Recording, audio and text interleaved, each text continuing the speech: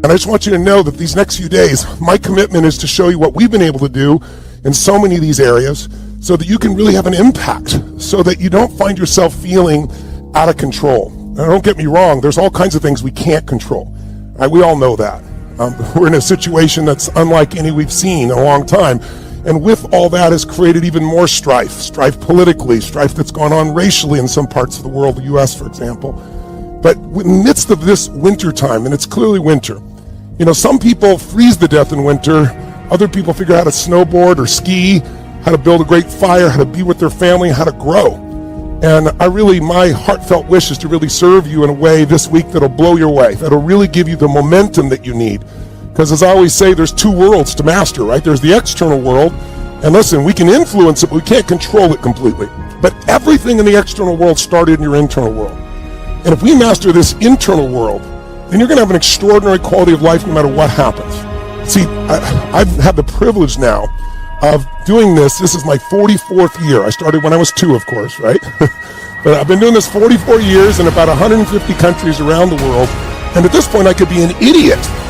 And I have to see there are patterns that'll make you angry and frustrated and stressed and overwhelmed and lonely, depressed, overwhelmed, whatever, stressed. And there are patterns that'll make you feel excited, passionate, playful, strong, resilient, something that'll make you feel euphoric even at times. And many times we think it's because of what's happening in the outside world. But the truth is we all have what I call an emotional home, a place that we go back to. And it's kind of like, I'm sure you've seen people that, live in a community where every 2 or 3 years a cyclone comes by or a storm and it wipes everything out. You see people lose all their stuff and there's crying and there's tears, and I'm sure your heart goes out to them. But my bet is that many have seen that happen again and again in a community and thought to yourself, why don't they move, right? But it's easy to see when it's somebody else that they should move, but it's what they know. It's where they've grown up. But we all have an emotional home, and we don't see it.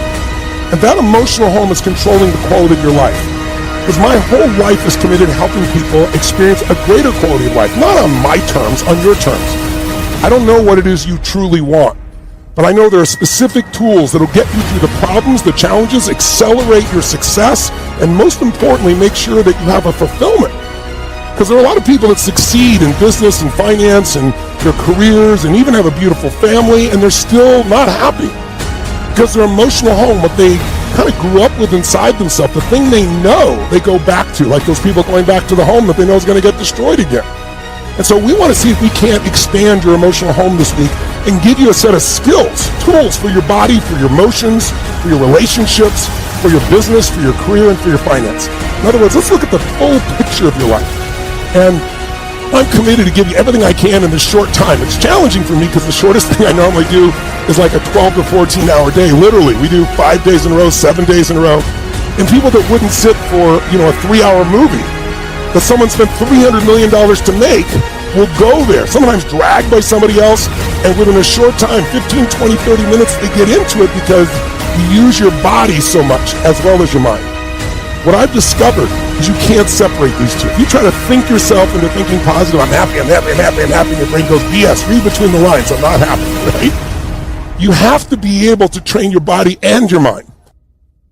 A person who has purpose in their life, they have something to go for, some meaning. One writer described it, for some people it becomes a magnificent obsession. And for you and I, maybe it doesn't need to be that dramatic as a magnificent obsession. But it has to be something that does something to us, something that pulls us, especially into the future. There are many influences on us. One is the influence of the past. Some people are always pulled back by the past. Some people are always pulled aside by the distractions. But here's what's powerful. If you have a list of high purpose in your life, it pulls you toward the future. And the more powerful the purpose is, the stronger it pulls. And here's the other great advantage if you have purpose for the future. It pulls you through all kinds of challenges and all kinds of difficulties. If you don't have these strong purposes for the future, it's easy to get swallowed by a bad day. It's easy to be almost annihilated by a poor month. And it's easy sometimes to almost disappear beneath the waves of a year that goes backwards if you don't have something to pull you beyond that year. So if you want something to pull you through all kinds of challenges, all kinds of difficulties and things that come at you, you got to have something on out there beyond today, beyond next week, beyond next month, beyond this year, that pulls you into the future. And the clearer it is, the stronger it pulls. The more dynamic it is, the more it affects your life, your spirit, your heart, your soul. It also creates imagination. It gets your mind working on how to achieve that purpose. And if your mind will work, and if your heart works, and if your spirit works, and if you have good input, like good ideas, I'm telling you, there isn't anything you can't accomplish. So that's one of the great powers that'll make a variable of you, and that is purpose. Whatever it is, you're bold enough, you're big enough to dream. If you are intentional and deliberate about it. Now, there's some aspects of it that are going to be organic. But if you are intentional and deliberate, if you build it on Monday, if you build it on Tuesday, if you build it on Wednesday, I want you to understand that it's not going to happen by luck. Productivity is always intentional and deliberate. And on Monday, Tuesday, Wednesday, Thursday, Friday, Saturday, no luck, guys. Every single day, if you do a little, you're going to wake up one day and your dreams are going to be a reality. You can't just say you want it. You can't watch the video and say, I want it as bad as I want to breathe. It's cute to say it. But when it's showtime, when the sun comes up, you've got all the books, you've got all the tapes, you've got all the access. Now it's time to hunt. And what separates you from everybody else is that when it's time to hunt, you're ready to hunt. You're one of the world's richest people. Your company is one of the world's richest companies. He is, without question, one of the greatest business leaders, investors, philanthropists of all time. The Warren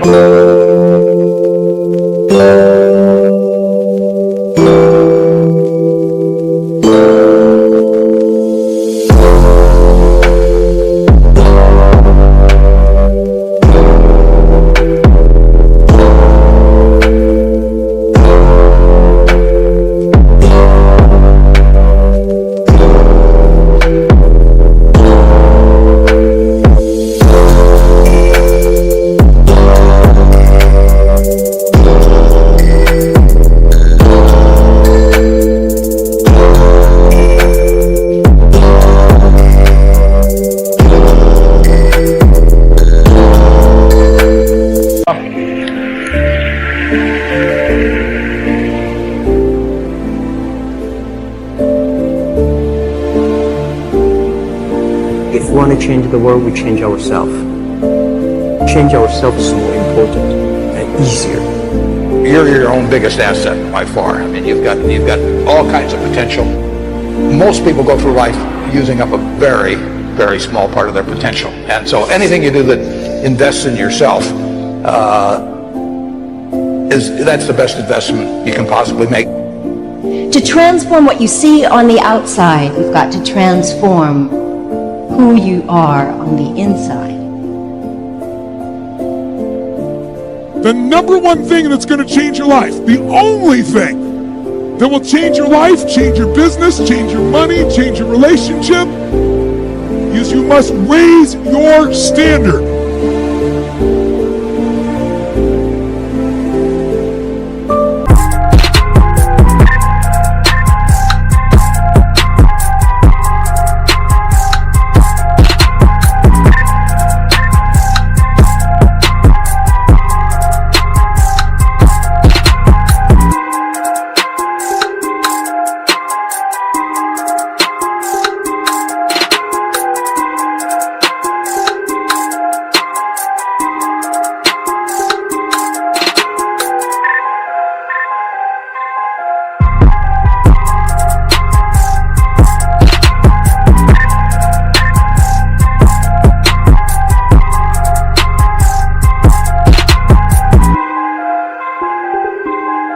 Your life can be too big to allow yourself to play too small.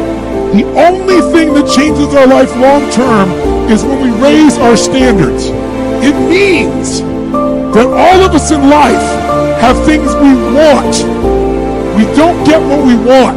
We get what we have to have. Every leader I have ever known had a dream, had a vision. In fact, I would say to you, if you're not seeing what could be and what you would like to have, I would say you probably are not a leader. But what I've discovered about dreams is this: dreams are free, but the journey isn't. And so leaders go beyond just having a dream. They go beyond having a wish list, sitting around a table and kind of hoping something might come to pass. They understand that if they have a dream, if they're a dreamer, they have to pursue that. They have to take the journey.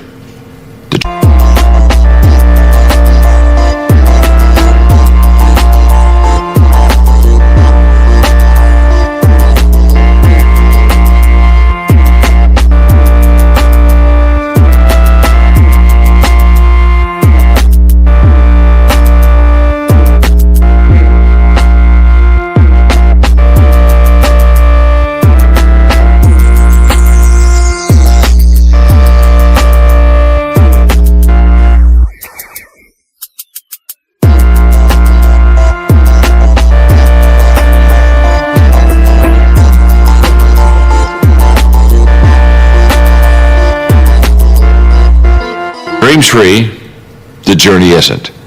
And what leaders find is that when they go forth toward that dream, they continually have to pay that price.